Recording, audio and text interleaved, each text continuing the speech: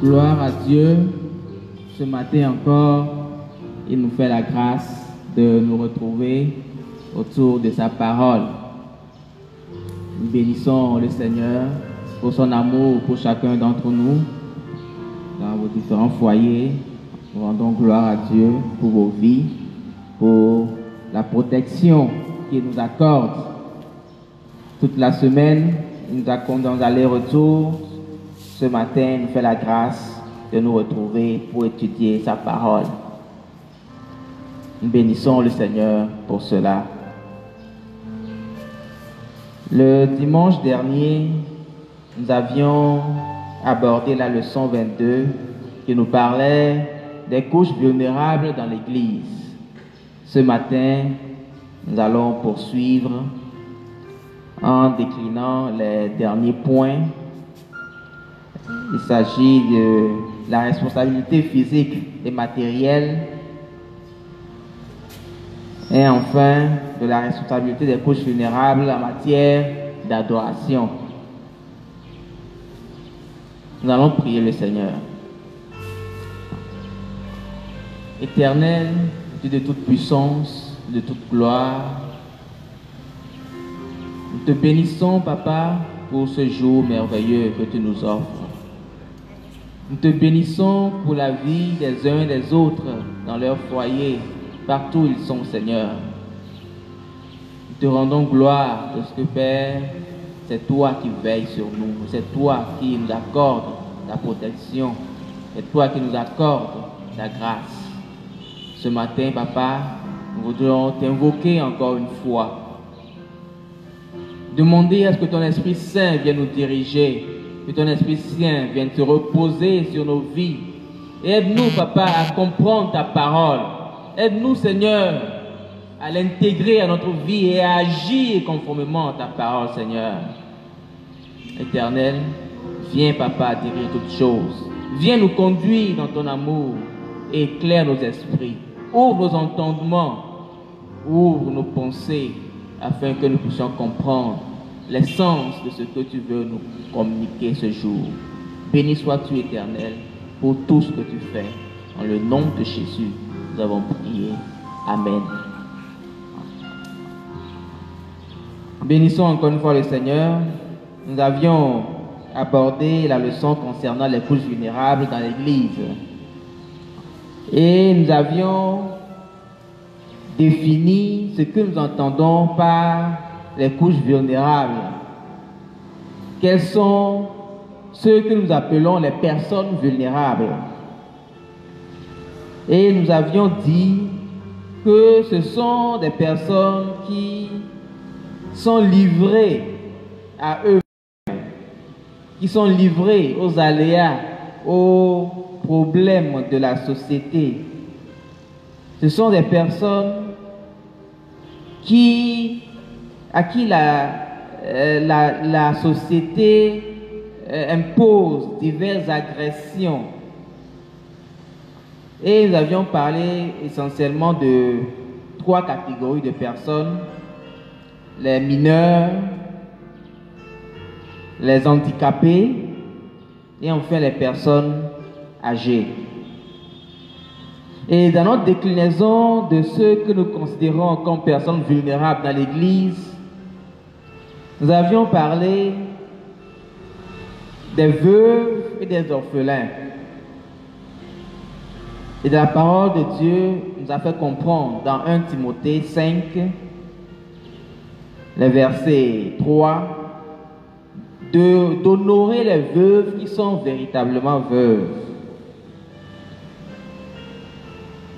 De prendre soin des orphelins, de leur accorder notre attention, de sorte qu'ils ne soient pas délaissés dans nos communautés. Amen. C'est ainsi que nous avions parlé du fait que l'Église que nous constituons chacun individuellement a la responsabilité d'amener ces personnes à la conversion véritable. Il faut que l'Église en tant qu'entité, en tant qu'individu, nous puissions amener les personnes vulnérables à la connaissance de Christ, de façon à ce qu'ils puissent vivre leur foi au quotidien. C'est pour cela qu'en parlant des responsabilités morales et spirituelles que nous avons envers eux, nous avons parlé du fait que nous devons leur enseigner la parole de Dieu, les aider à s'appliquer à la lecture de la parole, à comprendre que leur vie auprès du Seigneur est importante et que la vie ne se limite pas à ce que nous avons sur cette terre, mais elle va au-delà de l'éternité et qu'il est important qu'ils puissent également bénéficier, jouir de l'éternité que le Seigneur nous réserve, que le Seigneur réserve à ses enfants. Nous avons été appelés à les visiter et à les accompagner à garder la foi jusqu'à ce que le Seigneur ne revienne. Et nous avons également parlé du fait que nous devons intercéder en leur faveur, les encourager dans leurs difficultés, les réconforter dans les moments difficiles, les associer à nous et enseigner aux uns aux autres la nécessité de prendre soin des personnes vulnérables qui sont autour de nous dans nos églises. Ce matin, nous allons aborder les derniers points. Nous allons parler tout d'abord de la responsabilité physique et matérielle. Qu'entendons-nous par responsabilité physique et matérielle? L'Église en tant qu'entité et l'Église que nous formons, nous, vous et moi, nous avons la responsabilité d'assister les personnes vulnérables. À quoi faisons? D'abord, en les identifiant, en sachant qui ces personnes sont. Amen. Parce que lorsqu'on arrive à les identifier et à les connaître, alors on peut leur apporter le soutien nécessaire. Mais si on ignore qu'ils existent autour de nous et qu'on ne fait pas l'effort de les identifier, de les recenser, de savoir à qui ils sont, comment pourrions-nous apporter leur aide? C'est pour cela que nous devons identifier les véritables veuves et les orphelins à prendre en charge. Quand on lit dans 1 Timothée 5, la Bible dit d'honorer les veuves qui sont véritablement veuves. C'est-à-dire qu'il y a des veuves, naturellement, qui gardent le soutien de leur famille. Et c'est important que les enfants ne négligent pas leurs parents. C'est ce que la Bible d'ailleurs demande de nous, que de prendre soin des membres de nos familles, de ne pas les oublier, de ne pas les négliger. Donc les veuves sont ceux-là qui n'ont pas de soutien de leur famille, soit parce que elles ont perdu tous les membres de leur famille, ou alors que ces personnes les ont abandonnés et n'étant pas chrétiens. Donc, les véritables veuves, ceux qui manquent du soutien de leur famille, ceux qui manquent du nécessaire pour ne serait-ce que survivre, ceux qui, en absence de soutien matériel et financier, ne peuvent pas vivre. Ce sont de telles personnes à qui l'Église doit se tourner pour leur apporter le soutien qu'il faut. Leur apporter de la nourriture, leur apporter des aides matérielles, que ce soit des habits, des vêtements, ou des aides financières, un peu d'argent pour subvenir à quelques besoins pressants. Donc, quelles sont les responsabilités que nous avons envers ces personnes? Les assister dans leurs besoins. Quelle serait cette église-là qui, en son sein, existerait des gens qui ne sont pas capables de se nourrir et vers qui personne ne se tourne? Alors nous serions en contradiction à ce que la parole de Dieu nous enseigne. Dieu nous enseigne d'être compatissants envers nos proches, envers les uns et les autres. Quand on voit un frère dans la difficulté et que nous avons les moyens de l'aider, alors n'hésitons pas à le faire. L'Église jouera sa part. Chacun de nous, individuellement, nous devons également jouer notre part. Nous ne devons pas attendre que l'Église le fasse. L'Église jouera sa part. Il faut que chacun d'entre nous prenions à cœur ce fardeau d'assister ceux qui ont besoin de notre aide. Amen.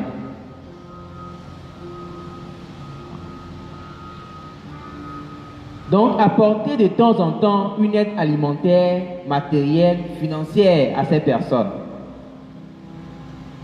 Contribuer à la orphelin.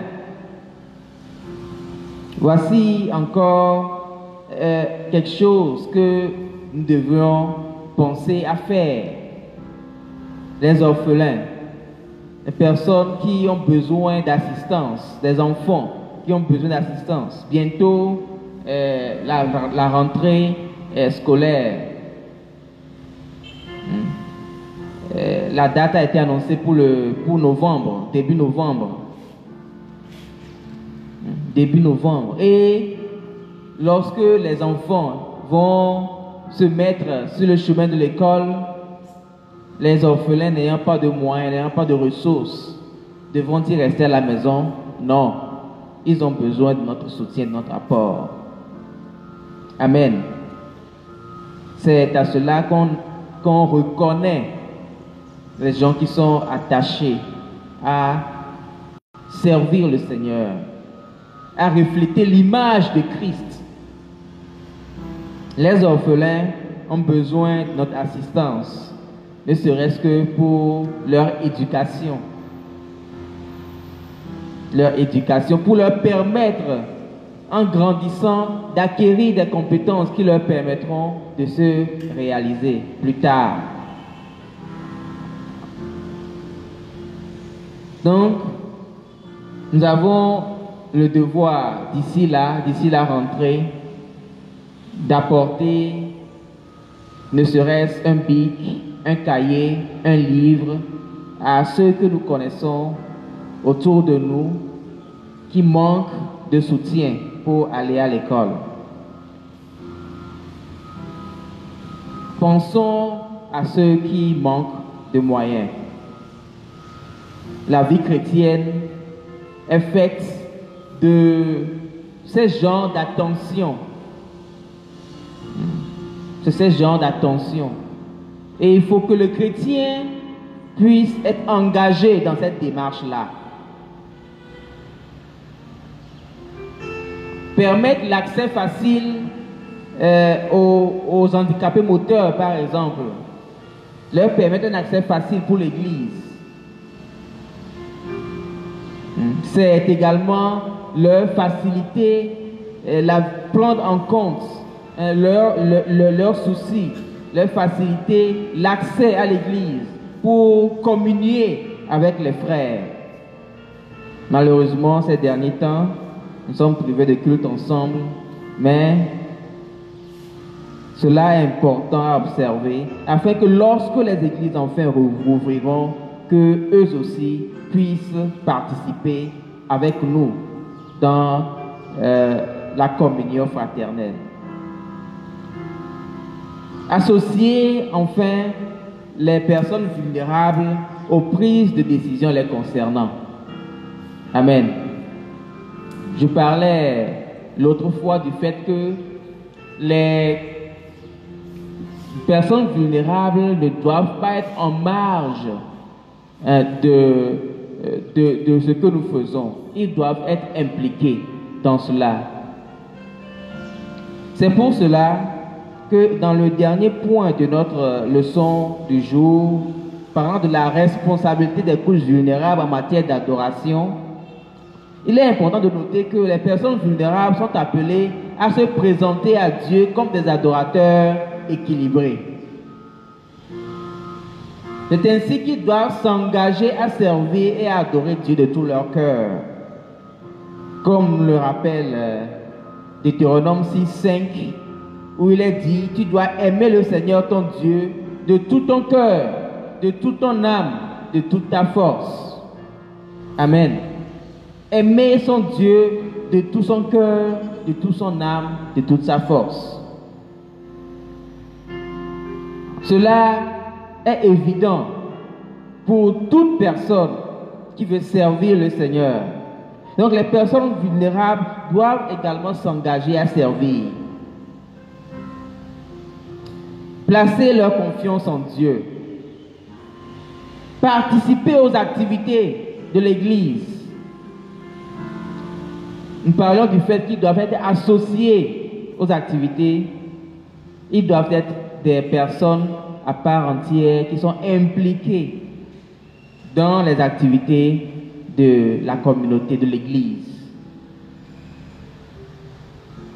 Être ponctuel au rendez-vous, participer au culte, donner leurs offrandes, donner leurs dîmes. Donc, ils ont la responsabilité qui incombe à chaque membre d'une église. C'est dire qu'ils ne sont pas des personnes à part et qu'à ce titre, nous ne devons pas les marginaliser, prétextant de leur statut social, de leur manque de moyens, de leur difficulté à se nourrir, à se vêtir. Non, les personnes vulnérables sont des personnes comme nous autres, sont des personnes qui doivent être pleinement associées à l'activité de l'Église. Et ils ont eux aussi la responsabilité de ne pas se mettre en marge, prétextant qu'ils n'ont pas les moyens. Ils peuvent toujours aider à servir le Seigneur. Ils peuvent toujours aider à faire l'œuvre de Dieu. La parole devait savoir que l'œuvre du Seigneur est grande. Elle est très grande. L'œuvre du Seigneur est grande. Et chacun a son rôle à jouer. Chacun a sa partition à jouer pour que ce travail-là puisse être réalisé. Les personnes vulnérables y sont également. Et à ce titre, ils doivent s'impliquer, s'engager à servir, s'engager à œuvrer dans l'Église de Christ, s'engager à faire le travail qu'il faut pour que le Seigneur soit également content d'eux. Amen. Et nous savons que lorsque nous sommes engagés dans l'œuvre de Dieu, Dieu ne manque jamais de nous récompenser. Dieu ne manque jamais de nous bénir. Dieu ne manque jamais de nous assister dans nos difficultés. Dieu ne manque jamais de se souvenir à nos besoins. Avoir confiance dans le Seigneur. Avoir confiance en Dieu. Et le Seigneur ne peut passer que par des frères et des sœurs pour nous bénir. Donc les couches vulnérables, sachons-le, ils existent au sein de nos assemblées. Ils sont là. Et l'Église a la responsabilité de tourner les regards vers eux. L'Église a la responsabilité de les assister dans leurs difficultés, dans leurs besoins. C'est pour cela que l'identification est primordiale. Mais une chose que nous devons retenir, c'est que chacun d'entre nous devrons faire en sorte que nous puissions nous sortir des difficultés dans lesquelles nous sommes en travaillant, en agissant, en œuvrant dans nos communautés. Nous ne devrons pas protester du fait que l'Église assiste les personnes vulnérables pour se faire identifier. Non. Nous n'avons pas à nous faire identifier comme personnes vulnérables si nous ne sommes pas en réalité. Amen.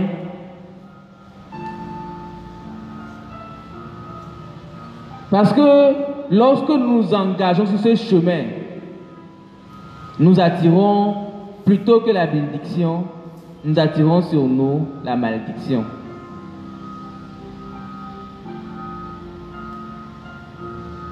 Plutôt que d'aller sur cette voie-là, il faut que nous puissions permettre à ceux qui sont véritablement vulnérables, qui manquent véritablement de ressources, de pouvoir bénéficier du soutien des uns et des autres. Amen. Les personnes vulnérables sont là, autour de nous, dans nos églises. Il faut que l'Église puisse leur apporter le soutien spirituel, le soutien moral, le soutien physique, le soutien matériel dont ils ont besoin. Nous devons avoir le souci du bien-être de ces personnes-là.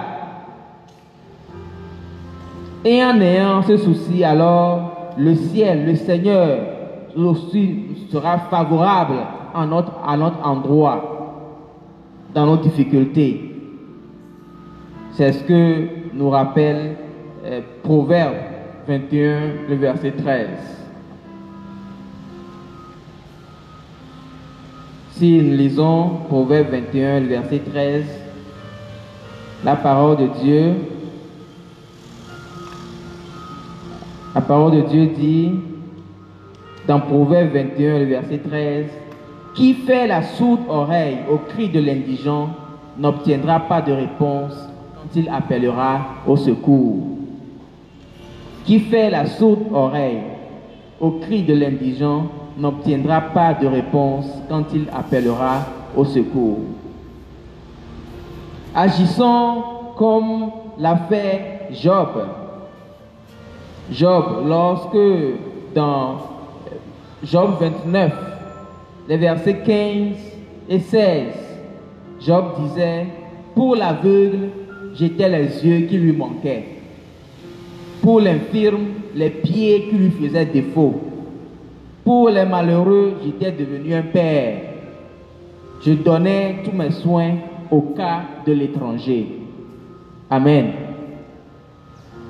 Comme Job, que nous puissions également faire cas des personnes indigentes, faire cas des personnes vulnérables autour de nous, nos frères et sœurs que nous savons qui manquent de ressources et que nous pouvons, un temps soit peu, apporter la plus petite aide, quelle qu'elle soit, que nous puissions le faire dans l'amour du Seigneur.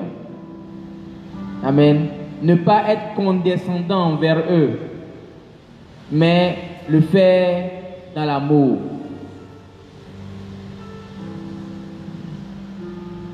La parole de Dieu dit que ce que notre main droite donne, que la main gauche ne sache pas. Nous n'allons pas donner, assister et nous vanter de le faire. La Bible dit que ceux qui font ainsi ont déjà leur récompense. Ils ont déjà leur récompense. Mais le faire sans condescendance, dans la générosité, avec amour de Christ. Et en le faisant ainsi, alors nous appliquerons ce que la parole de Dieu nous recommande. La Bible dit que l'Église parfaite, c'est celle-là qui s'occupe des veuves et des orphelins. en tant que chrétien, en tant qu'adorateur, en tant que serviteur de Dieu, soutenons les personnes faibles autour de nous. Identifions-les, accordons-leur leur secours, surtout en ces moments où sévit la COVID-19, en ces moments où nous ne nous rassemblons pas pour nous retrouver. Mais ceux que nous connaissons dans nos quartiers, qui sont nos frères et sœurs, et qui nous savons être des personnes vulnérables, si nous pouvons le faire, faisons-le. Et le Seigneur ne manquera pas de nous accorder sa grâce. Dans Jacques 1,27, la Bible dit: la religion pure et sans tache devant Dieu notre Père consiste à visiter les orphelins et les veuves dans leur affliction. Telles sont les responsabilités qui nous incombent en tant qu'individus, en tant que chrétiens, en tant qu'Église, en tant que frères et sœurs. Ne les négligeons pas, ne les oublions pas, venons-leur en aide, telle comme la parole de Dieu nous l'a recommandé. Amen.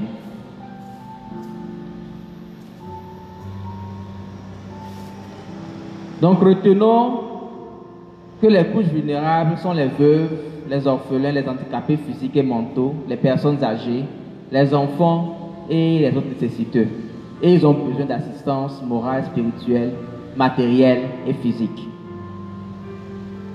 Nous avons donc à leur apporter l'assistance nécessaire pour que le nom du Seigneur soit glorifié. Que le Seigneur nous aide dans cette tâche, qu'il nous assiste, qu'il pourvoie à nos besoins, afin que nous puissions assister également les faibles, qu'il pourvoie à tout ce dont nous avons besoin, afin que eux aussi puissent en bénéficier, et que l'Église du Seigneur soit honorée, l'Église du Seigneur soit glorifiée. Que le Seigneur nous bénisse et qu'il nous aide, qu'il nous assiste, afin que les personnes vulnérables ne quittent pas l'Église pour se tourner vers d'autres personnes pour bénéficier de leur soutien. Non, que ce soit nous qui le leur apportons, parce que c'est une obligation qui nous est demandée. Amen. Prions le Seigneur. Père de grâce, nous voulons encore une fois nous recommander en tes saintes mains. Tu nous demandes, Éternel, d'assister nos frères et sœurs vulnérables, nos frères et sœurs qui ont besoin d'assistance, nos mamans, nos papas, nos petits frères, nos enfants, orphelins. Éternel, soutiens-les. Aide-nous, Papa, à les soutenir. Aide-nous, Seigneur, à penser à eux et à agir envers eux, à les assister dans leur affliction, à les soutenir dans leur manque, afin qu'ils puissent trouver du réconfort auprès des frères. Saint-Esprit, là où ils sont, Papa, visite-les, Papa. Visite-les dans ces moments difficiles et accorde-leur ta grâce dans le nom de Jésus. Éternel, béni sois-tu parce que de grandes œuvres tu veux accomplir au travers de nous. Fais-le pour la gloire de ton nom. Fais-le pour la gloire de ton nom. Et bénis chacun d'entre nous qui s'engage à agir envers nos frères et sœurs indigents. Merci pour ton amour. Merci pour ce moment passé en ta présence. Merci pour tous ceux qui ont entendu ce message et qui ont résolu dans leur cœur de le mettre en application. Dans le nom de Jésus, nous avons prié et reçu. Amen.